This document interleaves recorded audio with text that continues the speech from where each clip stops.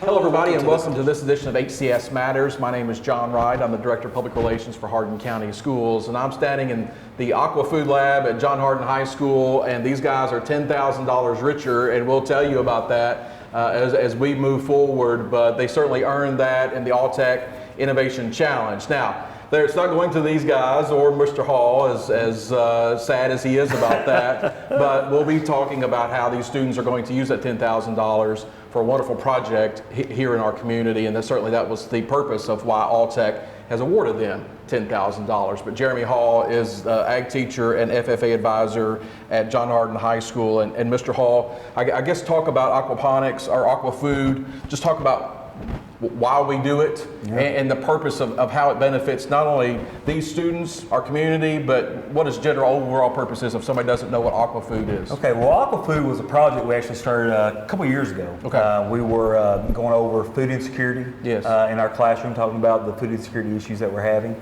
And when we started talking about solutions to that, because we want to know, identifying problems is one thing, but finding solutions is a different thing. And our students were very into what could we do. And so as we were talking about technology in ag, and hydroponics was a topic that we covered, they were like, Coach, let's turn that shop back there into a hydroponics lab. Let's grow our own lettuce and teach others about it. And this is several years ago. Yes, this was pre-COVID. This was pre-COVID. Right. So we had an old system, so we implemented that, and the students really took ownership of it. And whenever you have students that take ownership of something like that, you roll with it. And so we were able to secure a grant from Kentucky FFA Foundation to basically convert our shop into a aqua food lab. So right now, currently, we have about, I think it's around 20 units that we do different STEM research on. And the reason that's important is in 2050, we're going to run out of food if we don't do something different. We've maxed out our agricultural capacity. So the new technology is going to be able to take abandoned warehouses, garages, and people can take hydroponics, grow it year-round without limitations to weather, environment, soil, grow it without soil through water, and hopefully put a dent in what's coming. And in Kentucky, we're kind of right in the middle of it with Appalachian Harvest, Kentucky Fresh Harvest. These are 40 to 60 acre greenhouses that are doing nothing but hydroponic lettuce, leafy greens, tomato production. So I want my kids to be ready for the next wave of agriculture, and they really are taking advantage of it. You know, these students, and not only these that are with us today, but your students kind of over the years, have really latched on to that. You talked about how they kind of led the way. Yeah. What do you think kind of motivated that or inspired that? I mean, did they just really understand that, hey, by 2050 deal, we're done? I think it was two factors. I think number one, we really preach looking ahead, big picture. And my students do a really good job of that. But I think the biggest reason is the culture that they've cultivated here. We're big on culture in this department, in the ag department, the FFA here. And it's student driven. They created this culture. And I think what has happened is we had a lot of buy-in because they created it. So we operate on three pillars of our culture. We call it the culture of excellence. But it's they expect more of themselves, expect more of each other, and when one wins, we all win. And they have bought into that because they created it. And when you have a group that walks in here every day, every period, every student buys into that culture, then these cool things, these cool ideas start happening because they start pushing each other. FFA, for those who are my age and older and probably a little bit younger, FFA is not turning dirt anymore. No. In fact, I'm going to ask these, I will be willing to bet none of these three are going to become farmers, and that's okay. But to talk about the evolution of FFA and how it has gone from turning dirt and raising cattle to aqua food. Yeah, for years FFA, Future Farmers of America, and we still have people still think that's what it stands for, and what happened was, if you were like me and you were around in the 80s when we saw the farm collapse, FFA membership dropped, Ag Ed involvement dropped because kids saw future farmers and they saw what was going on in the news. They didn't want, they didn't want a part of that. That's right. But what happened was we started seeing that because of technological changes, technological advancements, we are able to do more with less. And so then Ag took another step of becoming more all around encompassing. So you have marketing, you have technology, you have sales. So when FFA changed their name, say, hey, look, you don't have to have a farming background to be involved in agriculture. And I've got students right now that are working for a lot more money than I could ever make, and they're doing social media accounts for Soybean Association. It's really evolved, and the cool thing is students like here at John Hardin who don't make up a large traditional farming base, are finding that through these technologies like hydroponics, they can be involved now. And they have a role. They can use their communication skills, they can use their marketing ideas, they can use their scientific reasoning skills, and they can create a place for them in agriculture, and that's so exciting.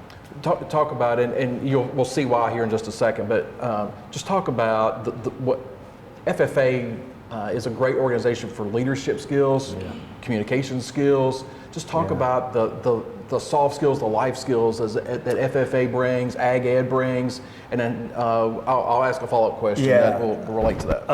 In FFA, leadership sticks out first. I mean, when I say it's their organization, it is their organization. So when you go to a lot of places and the sponsor or the teacher is doing everything, that's not the case in FFA. It's student driven, and I'm here to guide them, but they're the ones making the phone calls. They're the ones that's planning, and so they're learning the teamwork skills. They're the marketing skills of how to market yourself plus your program.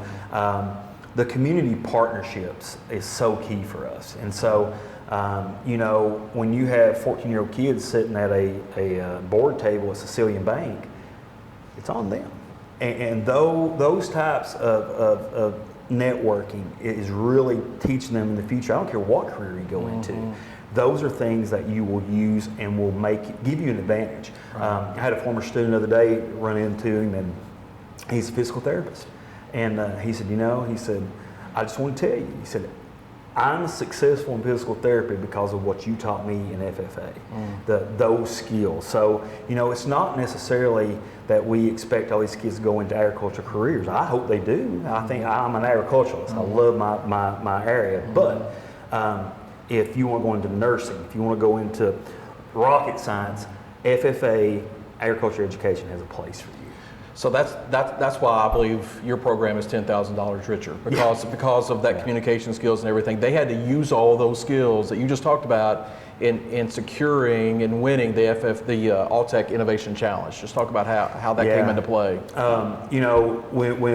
When everything we do comes out of the curriculum. Like I incorporate everything to our curriculum. So with All-Tech Innovation Challenge, I mean, it's such a wonderful contest. So thankful that All-Tech recognizes STEM and that kids need to be able to think about problems and come up with solutions instead of just wait for everybody to do it for them. So I brought it up to my principals of that class, and I was like, look, if you can think of a problem and you guys can come up with a solution, I'll put it in your all's hands, we'll do this. And so, of course, they were just like, hey, this is what we need to do. We got this aqua food lab. Now we got to take it to another level. Those guys that came before us have set up the foundation for us, so now we got to take it to another level. And the one thing that group was all about was we got to do this for everybody, and we got to be prepared. We got to put in the work. The work ethic that they put into this was just, it was uncanny. They started practicing late September for the December contest. We practiced on average 3 days a week, 2 hours after school, some days during our Focus 40 time when we had it. And even right toward the end, I even texted them one morning, like, hey, you want to take a break today? Get ready. And they're like, no, what are you talking about? And you can't teach that. Right. You can't teach that kind of drive. So, they expect more from themselves. They expected more out of each other, and they understood that when one of us win, every student that walks into this building, and that was the thing too I thought was so cool. The culture was, students in our classes that weren't on that team were all about supporting them and helping them, and they were just as excited about the win as they were. Dawson Hall, Anna Lloyd, and Aiden Jividan.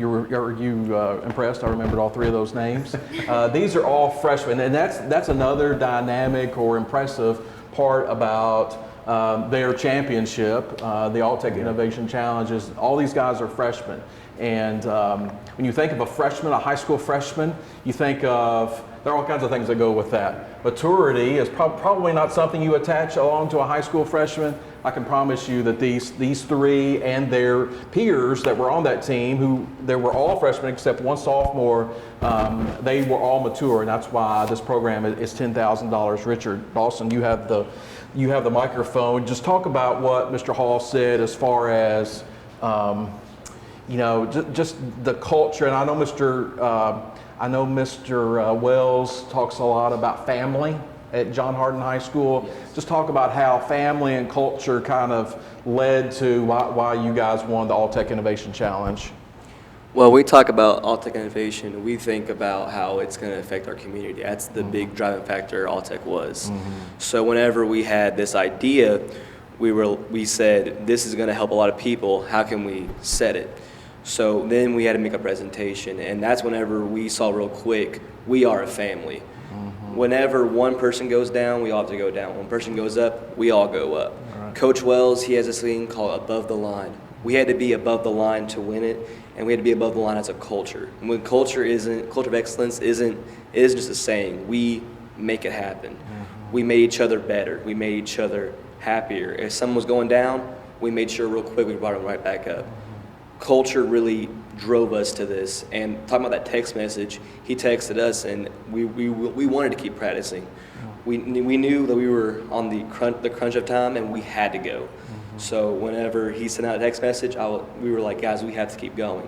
So culture isn't something that's taught, it's something that's made.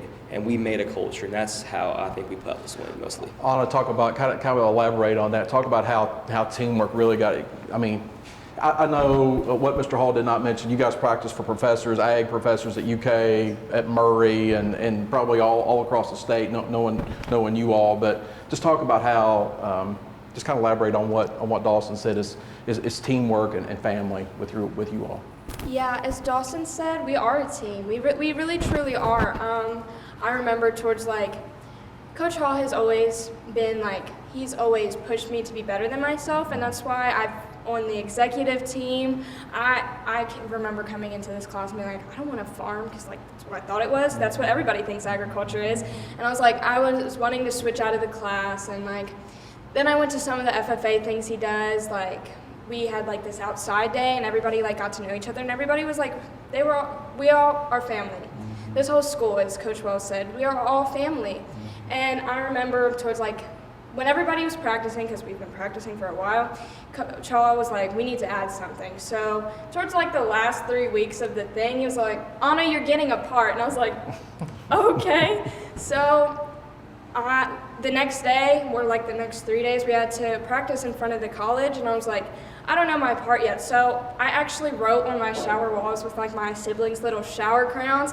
I wrote my entire script, and I would practice it. And I put a lot of effort into this, and that's why we won $10,000, because everybody put the same amount of effort, because we all wanted to make sure that everybody was at the same level of excellence. That's what we are here at John. We all want to be better than what we are. We all want to grow as a person. Right. Aiden, talk about, just watching your alls, and that presentation is available on HCEC-TV, so people can watch it.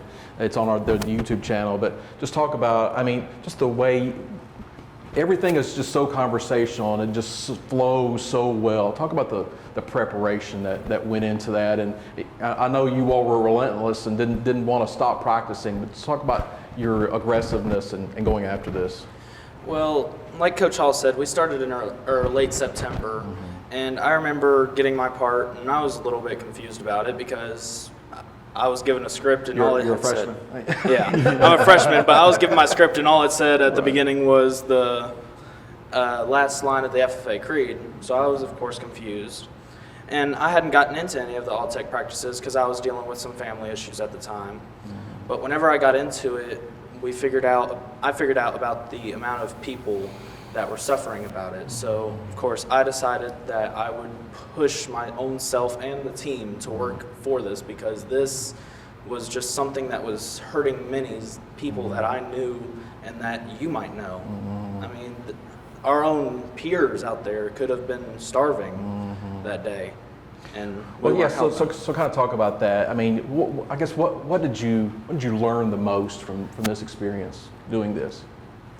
The most that we learned was leadership, really. We all wanted to be our own kind of leader at the beginning, but we couldn't all be the same leader, and we all had our own different skill sets. So we all had to work to find, hey, where's this best spot to sit for a second? And then we pushed our own selves to get up there, but we needed that extra boost. So Coach Hall and Braden Hall even gave us many, many speeches about our problems. And it pushed our expectations of each other, ourselves, and everybody around us in all of our ag classes to work harder. Right.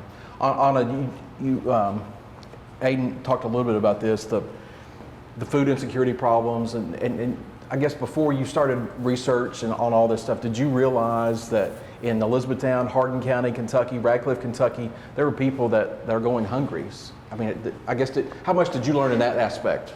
Yeah, no, I knew there was like food insecurity, but I didn't know it was like this big of a problem. Like, I was like, people can get food here at John, but like I didn't know it wasn't like a healthy option. Like, it is healthy, but they need more protein and they need more, like, they just need a better option. And that's what we're doing, is we're gonna be able to give people a healthier protein source, because like I said in my speech, Addison said leafy greens can't do it on their own.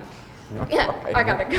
Right. But no, I've definitely learned a lot more than what I would have if like I didn't like take this class, or like if I wasn't in All-Tech. And like I feel like people need to be educated on that, because this is a real problem. And like Coach Hall said, it's everybody's going to run out of food in 2050. Right. Dawson, you talked in the speech and in the presentation, you all talked a lot about, we talked to XYZ, we talked to ABC, I mean, these weren't just people this weren't data you Googled, this wasn't, whatever. Google wasn't your library here. I mean, you all actually did the research, talked to the people you needed to talk to, and it's probably led to victory. Yeah, what we did, what I think really succeeded was we didn't go off on some fact check and we put in a presentation. We identified the numbers and we looked at it and we said, that's too many people. That's not good. So when we had it in the back of our minds while we were presenting, we were like, if we win this, we know what we're giving to people. And that's what really drove us, was those numbers, was that we knew that people were struggling, and that if we helped them, that it would be the better feeling than winning. We knew that those numbers weren't something to joke about. We knew they were a problem, and they were getting worse and worse by the year. So we had to find a solution. And I think that's driving was those numbers. And whenever we won it, we knew we weren't winning it for me, for Anna, for Hayden, or for our team. We're winning it for everybody, and that's what really drove us. So Coach Hall talked a lot about leafy vegetables and things with the early stages of aqua food and aquaponics, yes, hydroponics. But the protein piece, I think, is what won it, or maybe not what won it, but what certainly was impressive to me as you guys presented to me and several others the day before you presented for All-Tech. Talk about the protein piece of this process and the meat and potatoes, so to speak, to bring up a pun on words. Yes, so as you know, leafy greens can't do it on their own. Leafy greens, they're a great option. Right. But you need to balance your meal. That's just a fact. It'll help you grow, muscle, all that. So protein was something that we really had to tackle. We knew that leafy greens were doing great. They were a healthy option. But we didn't know how to take it to the next level. And then we spoke with Warm Blessings, and they indicated we need protein. We're good on vegetables, but we need some kind of meat. You know what I mean? Meat, like some kind of protein for us. So we made we looked on Amazon, we looked everywhere to find those aquaculture tanks, and we put the budget down and we figured out that this is how we're going to have that protein, and it's going to be healthier for everybody no matter what you're doing. With the vegetables and the fish combined, it's really what sets us apart. I want to talk about so you guys are raising the fish, and we'll get some footage of that. You're raising the fish, and then after you take the fish waste, right? Yes. And it supplies fertilizer for the vegetables. Yes. Then what happens to Mr. Fish? So basically, we will ethically put them to sleep, which is taking the fish out of the water and putting them in like an ice cooler. That'll put them to sleep nicely. There's no like inhumane stabbing them, killing them, you know. So yeah, and then our cafeteria actually wants to partner with us and help us like learn how to fillet the fish. So once we learn how to fillet the fish, we'll teach our students, because it's not just all tech, or like this isn't just like a lab in a school. It's an actual classroom where we learn. It's developed into our curriculum. So we will fillet the cafeteria will teach us to fillet the fish. Then we will vacuum seal them, package them, put them back in the cooler, transport them to Warm Blessings with one of our transportation options. And Warm Blessings will be able to package them, keep them nice and cold. Even our fish can actually like stay unpackaged for about 2 years, for 2 years. So that'll last a long time. And about 400 pounds? Yes, 330 pounds of tilapia. 330 pounds of tilapia will be transported to Warm Blessings, which can feed about It's 600 fillets. 600 fillets. So that's a lot of people who will be fed. Right. So we're not just talking fish sticks here. Yeah, we're not just talking fish. It's actual tilapia, Right, like right, fillets, right. like they're kind of big. Yeah, Right, yeah. And Warm Blessings will be able to distribute them to families in need. Right. So Aiden, you've got the obviously there's science, technology, engineering, and math that go into this, but the big thing with Alltech was sustainability of sustaining this program. You guys are freshmen. You're going to obviously be here for this year and then the next 3, but somebody's going to have to start doing this, because that's the sustainability piece. Somebody's going to have to start doing this once you guys graduate. So talk about how the sustainability piece will go on after you all. So our sustainability comes from our other students. We're going to be teaching them as they come in. Okay. And of course, we want to add that into our curriculum, in which our students who know about this will teach our freshmen or our sophomore who are just now joining. So then they can continue this project for many years to come. Well, so as we move forward, what's your biggest takeaway? And I'll ask that question of all 3 of you. We've only got about 7-8 minutes left. Talk about the takeaway piece, that when you graduate John Hardin and you look back at your career, your FFA career, whatever, how are you going to look back on this? I want to look back on this and see a bright future for anyone in Hardin County. That way that they can eat and not have to go hungry. Right. I want to make sure that everybody has that knowing of, hey, my next meal's coming pretty soon. Right. Anna? I want to look back on this as one of the best opportunities I've taken. Coach Hall pushes opportunities on everybody. You're not going to fail if, well, you might, but you're not going to fail if you don't take it. Sure. You should always take your opportunities, because you don't know what it will lead to in the future. And I think this has been the best opportunity I've ever taken, because it'll help with my future, and it'll be good on job applications. It'll be good for colleges, because I want to go to college. I want to be successful in life. Maybe have an agricultural, like a major in agriculture, maybe have a major in something else, but this will have definitely helped me a lot. Dawson? I think the biggest takeaway for me for this was I understand that now I have that whenever I graduate, I have this feeling saying I helped start something new. I helped feed people. And also another big thing was the friendships I have made so far. I can't talk about FFA enough. This organization is so good. I have made the best friends I could ever make in a setting. Oh yes, I'm telling you, we used to not be very much friends. Dawson Hall fan? Yeah, but I think. And I didn't even meet, like, I knew of Hayden, but I didn't really, like, know We Hayden. never talked. Like, we were always like Right. Walking away. FFA really brings people together. So just the friendships and bonds I've made, and just the feeling of knowing I've helped something generational. I've helped feed people. I've helped understand. Hopefully, people understand what the problem is, and that's the biggest thing I look at. All right. Mr. Hall, we've got about 4 minutes left. What do you take away from this group of kids? Not only these four, but their team. From our entire team, it was just the number one, just the maturity and the understanding of issues. People don't give them enough credit. They know what's going on, but their maturity, their work ethic. Normal freshmen don't work like they worked. The maturity level of that, and so they would not be denied. And I love that about them. And just their sense of each other. We come back from COVID where we were very much individualistic, being individuals, but we went together. This group is truly not just the ones here or the ones on the team, but the group of kids that walk in this building, into this classroom every day, have so bought into this. We're about each other, and that's so refreshing for me to see. And they want to be better than what they are. And when you have talent, you've got the structure of the culture that's in place, great things will happen, and they've established that. This was nothing other than them deciding this is how it's going to be. Right.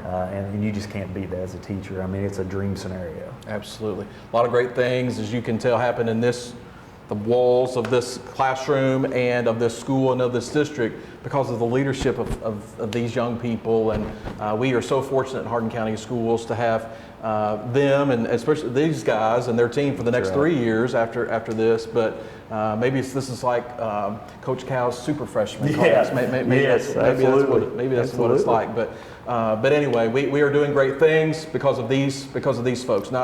Obviously, Mr. Hall's a great guy, and I love him, and I want him to be here for a long time. But the great things are coming from them, and we're looking forward to success as we move forward. For more information about this, again, you can watch the All-Tech Innovation Challenge. It's on HCEC-TV, and it's on the YouTube channel. You can watch that there and see these guys and their peers present at that All-Tech Innovation Challenge. I'd like to thank All-Tech for what they've done for us and helping us with that $10,000. So again, their project can help people help themselves. So thank you for watching this edition of HCS Matters, and we'll see you soon.